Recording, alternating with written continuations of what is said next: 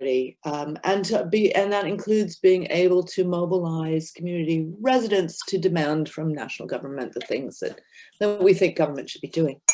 And I also do a bit of work, or actually quite a lot of work, around food support, and that has kind of led me into surplus food redistribution work. I tend to work qualitatively, primarily, largely around sort of multi-sided ethnography. I'm kind of interested in tracing the pathways of things, which is why I don't just focus on people who are struggling to access food, but also on the organizations that help them to access food, and then also on the organizations that help those organizations access food, and back to across the sort of supply chain that way. Because it's a system, and at least in my view, it's a system. So it's quite interesting that to me, so it makes my work sometimes feel a little bit disparate, but it fits together in my head. So that's kind of me right at the minute, and the work that I've been doing. It's been really challenging over the COVID period, but also really interesting. And actually, I've been working harder and more now than I was before, and I thought I was working hard and more before COVID hit. And obviously, I think the reasons for that are because of the need that's really come to the foreground during this time. So I do, and I have. So I'm going to admit I'm not a very good academic, in the sense that I really don't enjoy writing academic papers. I recognize that there's something one has to do in order to be an academic, but I would rather spend my time talking to people in communities and working on, working with organizations and helping to define sort of how people are thinking about things. And I find that much more productive when I actually talk to people or participate in thinking with them, as opposed to writing academic papers. So I don't get a lot of personal enjoyment out of academic papers, but I understand their need. I have you can look, I have lots of projects on the go at the minute. One is a big NIHR funded collaborative project with Doncaster Council and some other local authorities, and with public health researchers in London, and that's the voucher scheme, which I find incredibly fascinating. It's the first time I've done, geographers, we don't tend to do intervention type schemes. We look at stuff and talk about it and theorize it, but we don't actually go do intervention. So it's been a really interesting learning experience for me about how clinical trials can be set up and how that might intersect with sort of social science geographical work. And it's made me think a whole lot about what geography brings to the table. So I love being a geographer. I haven't always loved being a geographer. And I haven't always loved being an academic, but one of the things that's happened over the course of my career is I've found a space for me to do the things that I love most. And that's kind of made the things I don't enjoy very much more palatable. But that's taken a lot of time. I started off, all my degrees are in geography. I actually started off as a business major when I went to university, and I couldn't, there were a couple of reasons why I switched away. One is I didn't find it very inspiring. And two, there was an ethics module course that I had to take as part of my degree. And I couldn't understand what they wanted me to know. So I looked around for a new major that I could do that didn't require this ethics course. And I find it really ironic that now I spend a lot of time thinking about philosophy and thinking about how we think about things, which drove me away from doing my original degree. And I'm really glad that I did. My first sort of my mom was always a really fantastic cook. And so food was not a stressful thing for us. And I always really liked cooking. She always took joy in it, and it was an easy thing. So it never occurred to me that it might be difficult until I was in my 20s and I was watching my grandmother entertain family members. And she was so stressed about that. And so that kind of was one of the early things that sort of piqued my interest in food. And why would it be that some people are comfortable with the whole process and others find cooking for others a really painful and stressful thing? And that can happen within the same household. Um, and then linked to that, my first job ever was in a restaurant, and I paid for my university by working in bars and restaurants. It also helped me pay for food at various moments, so I have been very hungry. When I was at university, I paid for that myself, and I worked in a bar, and at times the only food that I had was food that I got from stealing the saltine crackers from the little restaurant that was next over and putting mustard on them. And I remember there was a guy who worked at the same bar that I did, and we used to go raid the saltine cracker basket, and that's what we'd eat that day. Although there was plenty of alcohol, because that's, we got to drink for free working there. So, there were these kind of weird strategies that I used to get food, not particularly healthy food, but food nonetheless. Things sort of settled down and I became more secure at other points in my life. But at the end of doing my master's degree, when I was about 27 years old, I moved to New Orleans because I wasn't sure I wanted to carry on being an academic. I was a little bit disillusioned with the experience of doing the master's. I found it frustrating and difficult. And so I moved to New Orleans and I got a job in a restaurant. And again, that was a period of time when I didn't know where I was going. I wasn't sure what the future was going to hold. Up until that point, I'd always been confident that the kind of poverty that I was experiencing would end. But when I was finished with the master's, well, I wasn't entirely finished with writing it up, but when I was finished at doing that, and went off to get my sort of this job, I didn't feel like I had any skills to do anything.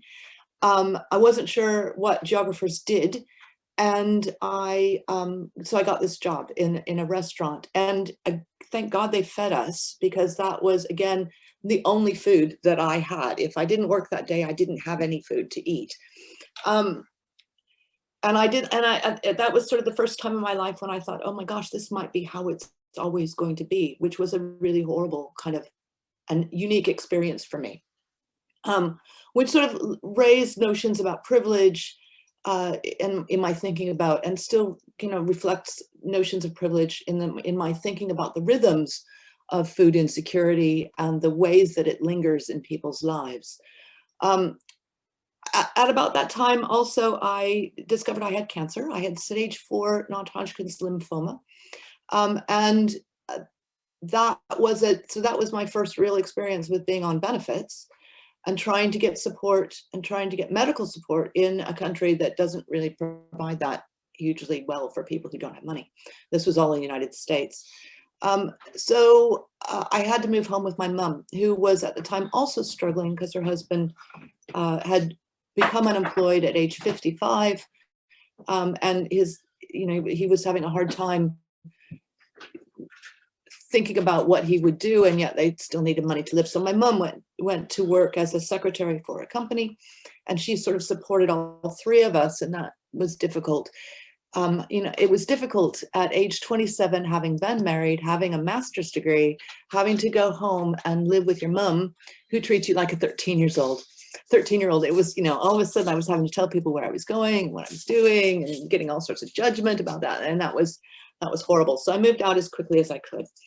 And then I guess jump forward several years. I moved to the UK in 1999 with my husband and 2 children.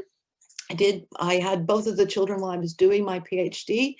I did my PhD at Clark University, and it was a fantastic experience. I had a really fantastic mentor. Susan Hansen just is brilliant. And she taught me a lot about being open about your experience, and a lot about care. And that was my first real understanding and experience and engagement with feminist theory, and doing care and research. And so a lot of that has kind of come through again, and has stayed with me throughout my time. I guess I'll just sort of stop there and leave it open to questions. I don't know if I've explained what you've wanted or if that's the sort of thing, but I'll just stop there and let Hannah talk about her experience. But I guess I would just also conclude that I've not always found, I've been bullied at work at various points. I've been disappointed with where I am in my career until I was able to take control and define that for myself and what makes me happy in that. And so that's whole notions of promotion and the rest of it have, I still am ambitious, but that's not where I get my joy from the work that I do.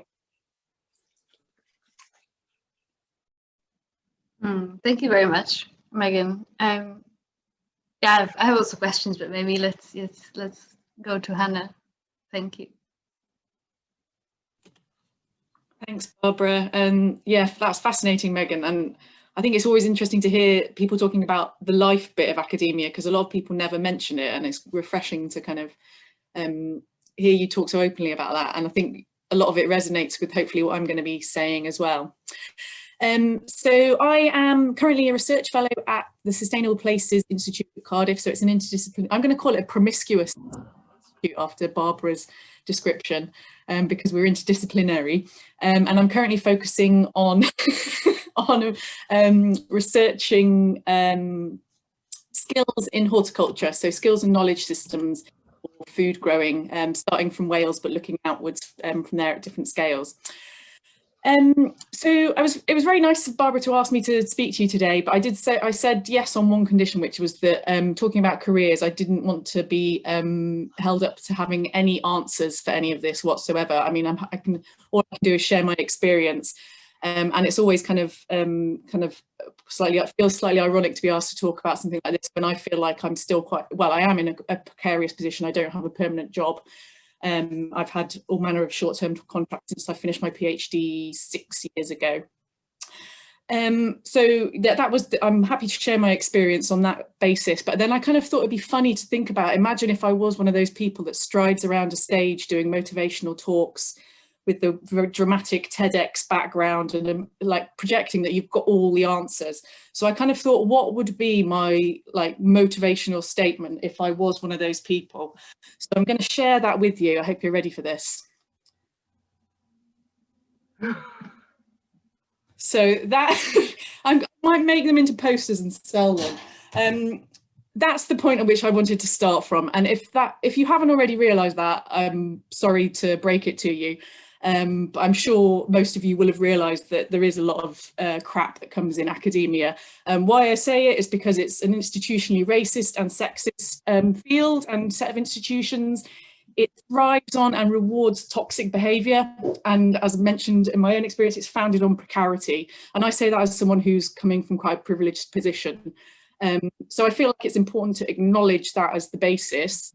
Part of me kind of thinks, why would you want to make a career in that kind of field? And sometimes I think it's worth asking that question.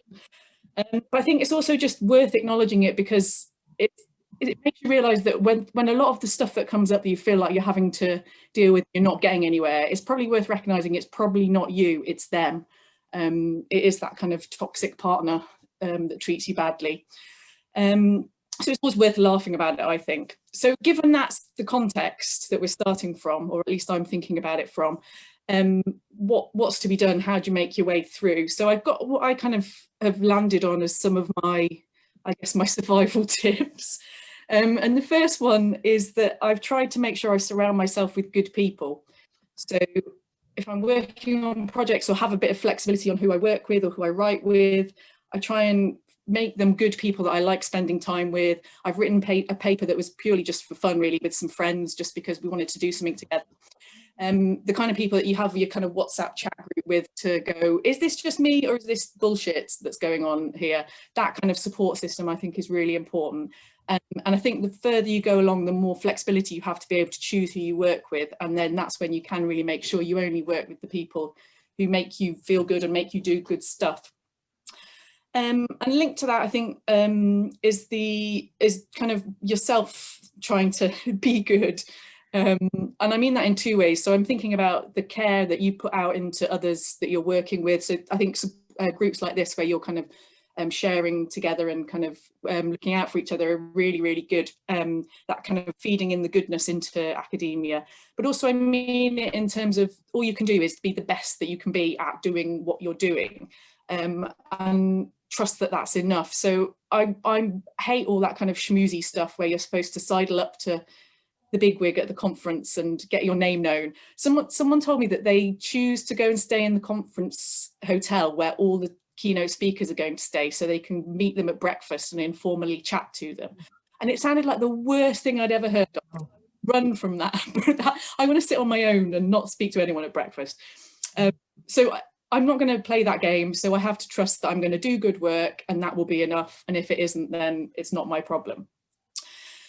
And I think the next thing I was going to say resonates really resonated with me when Megan was talking about it, that you've got to know what matters to you. So it might be that you're very attached to your home and your community. You don't want to play the game of moving all around the country looking for different jobs. For me, it's been that I didn't want to spend all my time working. So I actually switched to working 4 days a week a couple of years ago, which is such a good move. So yeah, working out what's your priority. It may be that you really love working with students and that's what you want to invest your effort into. And it's great to focus on that. And if that's what matters, then let that shape where you make your decisions and where you put your effort. And really interesting again to hear Megan say she hates writing papers, but she's doing great stuff with that's making a difference in the world. Let that, if you want to make that your priority, then go for it. And I think why is it important to know what matters to you? It's partly because it helps you kind of steer your course when there's decisions to be made, but also because when all the crap is going on, if you're holding on to the thing that matters to you, it makes it easier to ride it out. And this links on to the next thing I was going to say, which was that I think it's important to try and strike a balance between saying yes and saying no. So opportunities, particularly when you're kind of in that in those first post-PhD stages, opportunities come up that maybe aren't directly what you think you need to do or what you want to do, but it could be a stepping stone. But equally, you get asked to do stuff because, whatever reason that maybe you just really don't want to do. And it's a bit of a tricky balance to, I think, saying yes to stuff which might be of use to you in the longer term without saying yes to everything. So you get known to be that person who will kind of do stuff that's beyond their job, or you end up going down a track that takes you somewhere you don't necessarily want to be. So it is that fine balance between saying yes, opening yourself to great opportunities without kind of stretching yourself so thin that you kind of send yourself under. So I think, yeah, it is a tricky one. I'm not saying it's ever easy, but I would guess that what I'm trying to say is that, yes, academia is bullshit. There's a whole manner of crap that we deal with and sometimes play these games that really don't seem worth it. But it is also great and it's worth doing it. Otherwise, we wouldn't be here. So I guess go into it with eyes open and try and hold on to those things which matter to you and be excellent to each other. Always ended on a Bill and Ted reference as well. There you go.